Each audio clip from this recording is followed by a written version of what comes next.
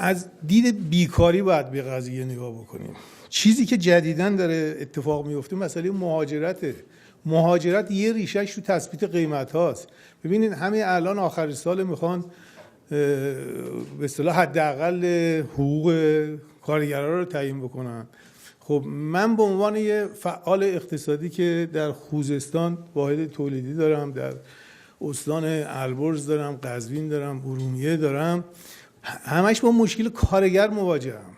میبینم که واحد من به خاطر اینکه یک صنعت وابسته به صنایع غذایی و بایستی قیمت‌های مصوب و دستوری رو رعایت بکنه، نمیتونه حقوقی رو بده که کارخونه بغل دستی من که یه کارخونه ماشین سازیه و تابع قیمت گذاری نیست، به راحتی کارگر من از واحد من استعفا میده، میره تو اون یکی کارخونه با حقوق بالاتر استخدام میشه.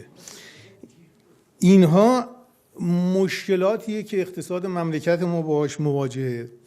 نمونه دیگه که خدمت دوستان عرض بکنم، من تو این واحدایی که تو استان‌های مختلف دارم تو همش مشکل کارگر دارم، کارگر به راحتی گیر نمیارم. اما در تهران میبینم که پیک موتوری و اسنپ تا دلتون بخواد هست. وقتی که وارد صحبت با این حضرات میشم میبینم که خب درآمد یه پیک موتوری 2 برابر 3 برابر درآمدیه که من به کارگرم دارم تو واحدم میدم.